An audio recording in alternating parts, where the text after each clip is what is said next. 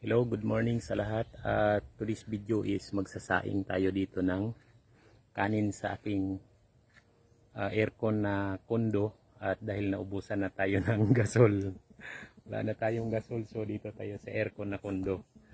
Ayan, at magsasaing tayo. Ayan ang sinaing natin. Magsaing tayo ng kanin dito sa aircon na kondo. Ayan o. Usok at mausok ang ating apoy.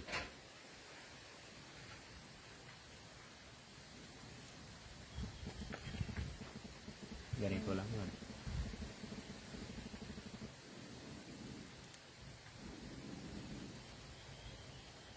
Yung mga gamit kasi na yun is hindi na yan ginagamit. Mga gamit ng duhin ko yan ng malis dito sa kondo. Kaya hindi na ginagamit, wala namang malagyan, kailangan itapon na, so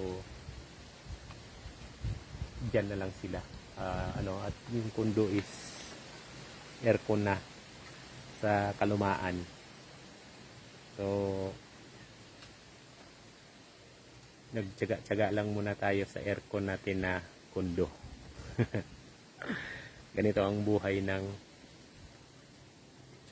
isang magsasakang mahirap, farmers na mahirap. Ganito ang buhay. Ang farmers sa ibang bansa is mga mayayaman, pero dito sa Pilipinas ang farmers ay mga mahihirap. Dahil ang hirap sa pag ng mga equipment, mura lang ang bilihin, mura lang pag binili ang mga produkto.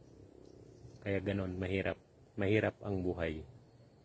Okay, sa madaling salita. Thank you for watching and please like, share my video kung nagustuhan ninyo ang ating mga video natin sa ating kapaligiran.